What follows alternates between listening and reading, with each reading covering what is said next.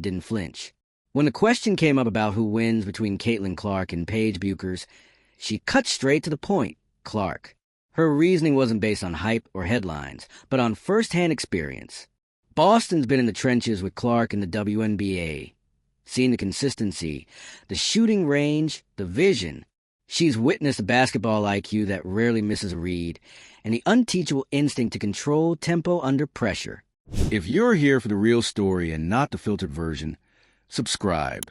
And if you're sticking around for the next meltdown, you better definitely subscribe. While fan debates spiral into favorites and flash, Boston brought credibility. She's seen Clark's toolkit up close and knows what's real under pro-level intensity. That insight gave her endorsement a weight no box score can match. Boston's confidence gave the conversation a clear center of gravity, but Candace Parker added layers that made it more than just a one-versus-one debate.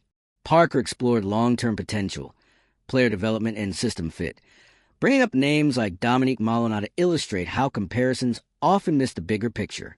Her broader framing showed how evaluating talent isn't about declaring winners. It's about understanding context.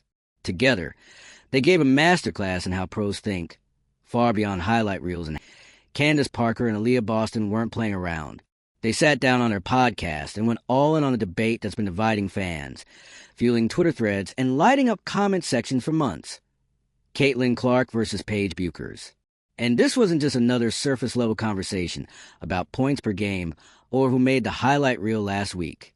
This was a real, layered, no-fluff conversation between two of the most respected voices in women's basketball today. When Candace and Aliyah talk, the room listens, and this time, they didn't hold anything back. Let's start with the tension at the core of the debate. Caitlin Clark and Paige Bueckers represent two different energies, two different styles, and honestly, two different eras of how women's basketball is being consumed and appreciated right now. Caitlin Clark is explosive, a shooter with absurd range, elite court vision, and the kind of confidence that shifts momentum in seconds. Her style is bold, attention-grabbing, and rooted in a high-octane offensive game that's drawn in fans from outside the usual basketball crowd. Paige Bueckers? Smooth, methodical, and deeply efficient. Her game is less about fireworks and more about flow. Her basketball IQ is through the roof, and when she's locked in, she makes everything around her look easy. She's a system player in the best possible way, a technician who elevates her team without needing to dominate the box score. So when Candace Parker and Aliyah Boston took the topic head-on, it wasn't just for shock value. It was an opportunity to break down what makes elite talent elite and how we evaluate it. Boston didn't hesitate. She picked Caitlin Clark. And it wasn't just because Clark's a flashy scorer. Boston has played with her. She's seen her up close, not just in highlights, but in practices, team meetings, and game day execution. That kind of first-hand experience gives her opinion weight. It's not speculative, it's informed. According to Boston, Clark's shooting ability alone sets her apart. The range, the release speed, the accuracy, it's just different. Add in her ability to read defenses, create space, and feed teammates, and suddenly you're looking at more than just a scorer. You're looking at a full-on offensive engine. That matters, because in elite basketball, it's not just about what you can do. It's about how you affect the court at every level: spacing, tempo, rhythm, momentum. And in Boston's eyes, Clark changes the game every time she steps on it. But Candace Parker pushed back, not dismissing Clark, but broadening the conversation. She brought up something a lot of fan debates miss: system fit. A player can be incredible, but if they're not in a system that supports their strengths or challenges their weaknesses, their value can be misjudged. And that's where Bueckers' name comes in strong. Parker pointed out that Bueckers thrives in structure. She makes smart decisions, operates efficiently, and understands flow and spacing in ways that don't always translate in highlight reels, but absolutely translate in wins. She's clutch. She's consistent. And her ability to manage the pace of a game is something even veteran pros struggle with. Then the conversation shifted again, because both Parker and Boston knew it wasn't just about now. They started discussing long-term potential. Not just Clark versus Bueckers, but names like Dominique Malona, Angel Reese, Kiki Area, Rakia Jackson, and Sonia Citron. And that's when it became clear this wasn't just a debate. It was a masterclass in how professionals analyze talent. They talk about how pickup games or quick one-on-one matchups don't tell the full story. You need real game scenarios, full systems, coaching structures, and time to see how talent matures under pressure. Parker brought up how players can explode out of nowhere if they find the right system, and how others can fade if the system doesn't work for them. That's where Dominique Malona came into the conversation. Parker noted that Malonga's blend of size, skill, and basketball IQ could position her as one of the best post players ever for development is nurtured the right way. And just like that, the debate zoomed out into a broader discussion of what greatness even looks like in today's women's game. It's not just points. It's not just viral clips. It's potential. It's adaptability. It's how a player grows. How they evolve. How they fit into the ever-changing game. And that's what separates professional analysis from fan-driven hype. Parker and Boston didn't reduce Clark and Bueckers to stereotypes. They didn't treat them like rivals fighting for one crown. Instead, they acknowledged that both are elite in different ways, and both symbolize where the sport is headed. The fact that this conversation even exists at this level says everything about the current moment in women's basketball. We've reached a point where players are not just being watched. They're being dissected, compared, and debated the same way NBA legends like Bird and Magic once were. This isn't just sports anymore, it's culture. Clark and Bueckers aren't just athletes. They're symbols. Clark, the fiery, long-range scorer redefining offense for a new generation. Bueckers, the cerebral playmaker carrying the torch of refined, system-based basketball. Their presence represents the duality of the modern game, and the fan bases are eating it up. But what made the podcast special was the honesty. There was no spin, no fake praise. Just real talk from two players who know what it takes to succeed at the highest level. They weren't debating to go viral. They were debating to educate, to elevate the conversation. Because when Parker breaks down system fit and development pipelines, or when Boston explains how intelligence and spacing separate the good from the great, they're not just talking about Clark and Bueckers. They're teaching fans how to watch the game with sharper eyes. That's the real impact here. The game is growing, and conversations like this are part of that evolution. We're past the point of just celebrating dunks or crossovers. We're now analyzing spacing, leadership, endurance, growth curves, and it's being led by the very athletes shaping the game from the inside. This podcast wasn't about picking sides. It was about unpacking what greatness looks like and how layered that conversation really is. So what do you think? Does Clark's shooting and floor vision give her the edge? Or does Bueckers' IQ and system mastery make her the better long-term bet? And what about the others? Malona, Reese Citron. How do they factor into the next era of elite basketball? Drop your thoughts in the comments. Like this video if you love seeing real analysis from players who actually know the game. Share it with someone who thinks highlight reels tell the whole story. And don't forget to subscribe, because if this is the new standard of basketball conversation, we're all better for it. What made this conversation hit even harder was the credibility behind it. We're not talking about random analysts with takes to farm engagement. We're talking about Candace Parker, an icon, a multi-time champion, someone who's been the face of women's basketball for over a decade, and Aliyah Boston, one of the most promising young stars in the WNBA, Rookie of the Year, and someone who literally shares a court with Caitlin Clark. This wasn't barbershop talk. This was straight from the source. That's why when Boston said, without hesitation, that she's going with Clark, it carried real weight. She's not speculating from a distance. She's right there in the locker room. She sees the work ethic, the preparation, the decision-making, not just during the game, but every day. And according to her, Clark doesn't just show up with talent.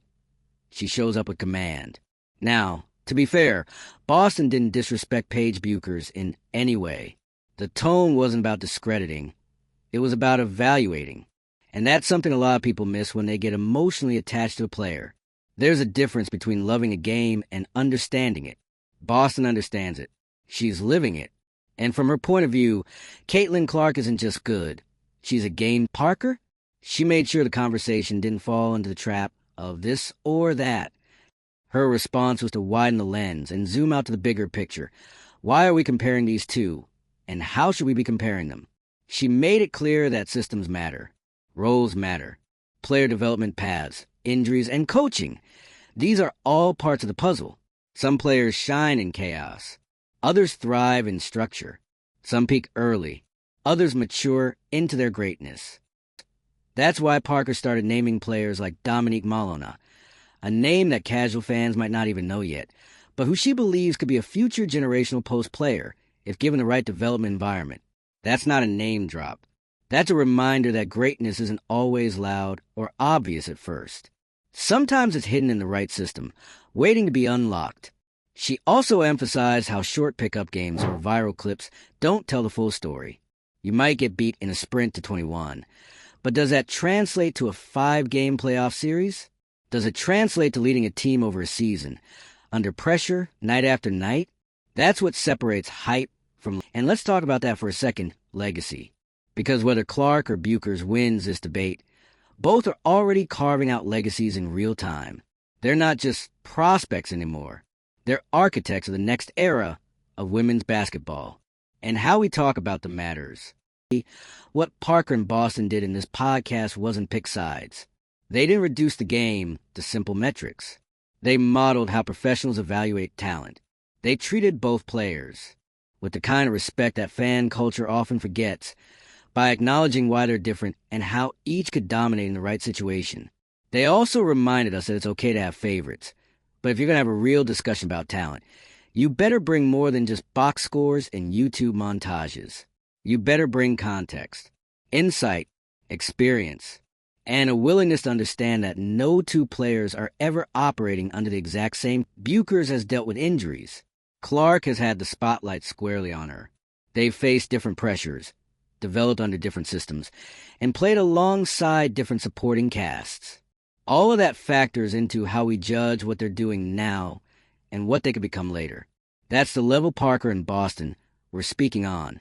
And honestly, it's what the conversation, because women's basketball is at a critical moment. The audience is growing. The talent pool is deeper than ever.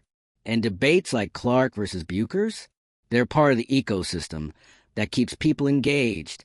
The same way we use to argue Kobe versus LeBron or Steph versus KD, this new generation needs its rivalries, its cultural flashpoints, its icons to root for and against. And it's happening, right in front of us. Clark and Bueckers are the faces of that cultural shift. Their names are on jerseys, their games are going viral, and their matchups are being circled on calendars months in advance. Not because they're enemies, but because they... What Parker and Boston did was elevate the conversation around them. They didn't dumb it down. They didn't cater to clicks. They gave real insight. They gave nuance.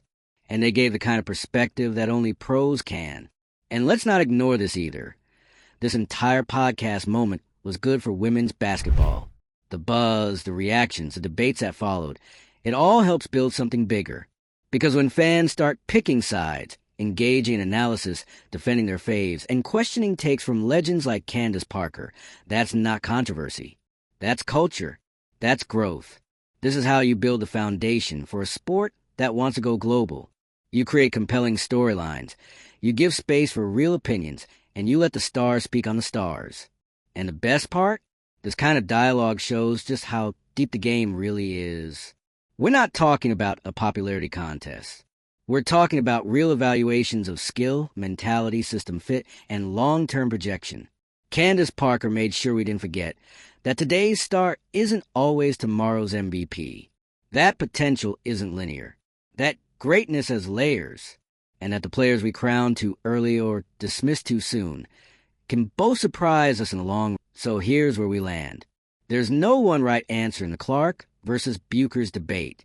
What matters is how we're having the conversation. Are we thinking deeply? Are we understanding context? Are we listening to people who know what it takes to succeed at the highest level? Because if you're still stuck on who scored more last season, you've already missed a point. This is bigger than just two names. This is about how we talk about talent, how we measure impact, how we recognize growth, and how we elevate the game by respecting the process, not just the result. And if you're still here, it means you're not just watching the game, you're thinking about it. So let's keep going, because this conversation between Candace Parker and Aliyah Boston didn't just stir debate. It drew a line in the sand between how fans watch the game and how professionals evaluate it. It's easy to get caught up in the viral clips. Clark pulls up from the logo, that's a highlight. Bueckers crosses someone into a spin move and hits a mid-range jumper, that's a highlight. But what Parker and Boston did was slow the tape down. They rewound the play. They looked at why that shot was open, how the defense reacted, what the players saw, 2 steps before the average viewer did. That's the level of detail most people miss. And that's why this conversation matters. It's showing us that greatness doesn't always look loud. Sometimes it's subtle. Sometimes it's quiet dominance. And sometimes it's system-based brilliance that doesn't translate to box scores but wins championships. Paige Bueckers is that kind of player. She's not always going to give you 35 points and a viral mixtape. What she gives you is control. She sets the tone, reads the floor, and delivers under pressure. She makes the right decisions at the right time. And that's why Parker didn't dismiss her for a second.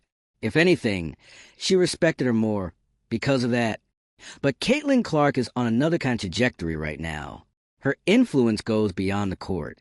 She's changing the way people talk about women's basketball.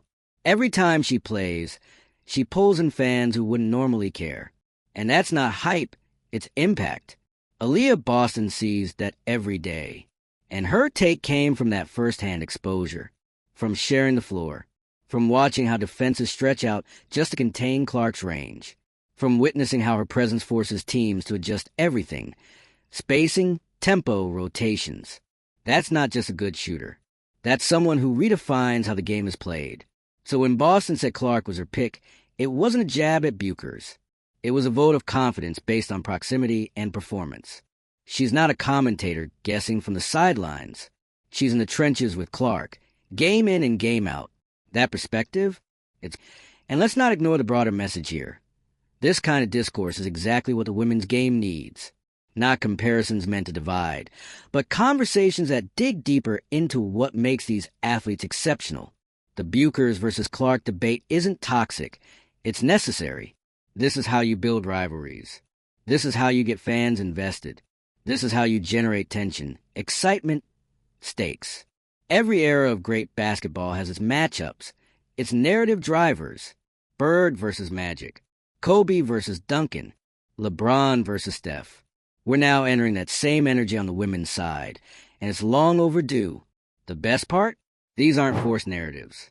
They're organic, authentic. Both players are that good. Both have legitimate claims to the throne. And both have fan bases ready to ride for them every step of the way. But Parker and Boston weren't playing favorites. They were setting the record straight. If you're going to debate these players, bring more than emotion. Bring knowledge. Bring context. Because it's not enough to say Clark scores more or Bueckers is more efficient. You've got to talk about why. Talk about how Clark's shooting stretches defenses. So far, she opens up the floor for teammates. Talk about how Bueckers makes quick, surgical reads that turn broken plays into points. Talk about how both players make everyone around them better, just in completely different ways. That's the richness of this debate. That's what Candace Parker kept circling back to. You can't flatten these players into hot takes. You have to appreciate the layers. And let's go back to what Parker said about long-term potential, because that's where the conversation expands even more. She brought up Dominique Malona as a name to watch, not to hijack the conversation, but to remind people that this class of talent is deep, that the future isn't just about the most famous names. It's about who's quietly developing, who's in the right system, who's being molded for something bigger. That's the other layer fans often miss, the pipeline, the development curve. Parker's been through it. She's seen how some rookies explode early and others take time. She's seen how injuries, coaching changes, team culture, all of it shapes who becomes a star and who fades into the background. And she made it clear, Bueckers has the tools to dominate long-term. Her control, her calm under pressure, her adaptability. They're not flashy, but they're foundational. She's the kind of player who could thrive in a championship system. And that's why Parker wasn't jumping to name one player better than the other. She was showing us that better depends on where, when and how a player is. That's why the conversation was so valuable. It wasn't about who's more popular. It was about who fits where, who brings what, and how different styles serve different purposes. That's what we should be talking about. It's not about turning Clark and Bueckers into rivals who hate each other.